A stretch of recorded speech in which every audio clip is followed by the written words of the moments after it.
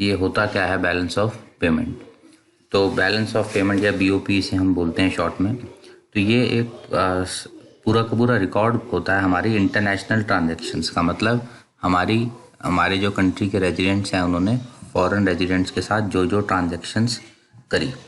अब इसके अंदर मेन हमारे दो टाइप के अकाउंट्स हैं, करंट अकाउंट, कैपिटल अकाउंट। तो वो देखते हैं हम आगे। अब देखो करंट अकाउंट में क्या क्या आता है। तो करंट अकाउंट में हमारे 4 टाइप हो गए। इसके अंदर 4 टाइप की हमारी ट्रांजैक्शन आती हैं। तो पहला तो हो गया हमारा कुछ भी हमने इंपोर्ट एक्सपोर्ट करा है गुड्स का, जैसे हमारा फ़ोन, पेन या कोई भी प्रोडक्ट गुड्स जो हो गए।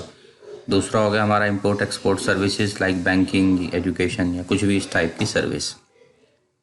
तीसरा हो गया बाहर से हमारी जो भी फैक्टर इनकम्स की ट्रांजैक्शन हुई हैं, चाहे वो आया है चाहे गया है, जैसे हमारा रेंट, इंटरेस्ट।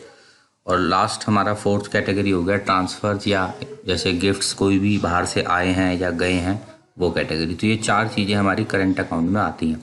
अब इन चारों में रूल्स हमारे जो हैं ये ध्यान रखना है आपको, ये लिखने हैं, जो सेम ही है सब में, कि अगर पैसा आ रहा है, जैसे मान लो एक्सपोर्ट ऑफ गुड्स से, एक्सपोर्ट ऑफ सर्विसेज से, फैक्टर इनकम से पैसा आ रहा है तो हम लिखेंगे it will be recorded on credit side, क्योंकि इनफ्लो है ये। और अगर पैसा जा रहा है, हमने कुछ इंपोर्ट करा है, कोई गुड करा है या सर्विस करी है इंपोर्ट, तो वो हो गया आउटफ्लो पैसे का, तो वो आएगा it will be recorded on debit side. ये हो गए हमारे इसके बेसिक रूल्स। और एक बात मैंने यहाँ स्पेशल नोट करके लिख दिया कि हम सिर्फ इंटरनेशनल ट्रांजैक्शंस को स्टडी करते हैं इस चैप्टर में। मतलब हमारी कंट्री की जो फॉरेन कंट्री के साथ ट्रांजैक्शंस हुई हैं। तो आगे बढ़ते हैं हम। तो नेक्स्ट है हमारा कैपिटल अकाउंट। अब इसके अंदर क्या क्या ट्रांजैक्शंस होती हैं ये ध्यान से सुनना है। अपना पहला हो गया बोरोइंग्स एंड लेंडिंग्स। मतलब हमने किसी कंट्री से पैसा बोरो किया है या हमने किसी कंट्री को उधार दिया है, लेंड करा है पैसा।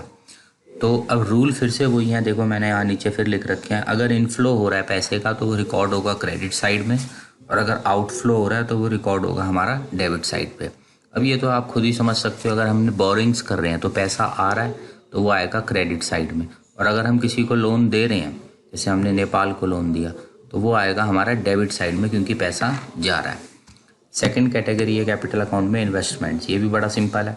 अगर फॉरेनर्स हमारे यहाँ आके पैसा ला रहे हैं और इन्वेस्टमेंट्स कर रहे हैं तो पैसा आ गया हमारे देश में क्रेडिट साइड में। अगर हम किसी और देश में जाके इन्वेस्टमेंट कर रहे हैं तो हमारा पैसा जा रहा है तो वो आएगा डेबिट साइड में।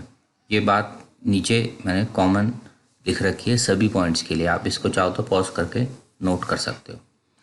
फिर change in foreign exchange reserves, जैसे हमारा गोल्ड हो गया, फॉरेन करेंसी हो गया, ये सब। तो अगर हम ये गोल्ड वगैरह रिजर्व्स खरीदते हैं तो बड़ा ही इसमें तो ऑब्वियस जवाब है कि अगर हम रिजर्व्स खरीद रहे हैं तो हमारा पैसा जा रहा है, यानी ये डेबिट साइड में आएगा।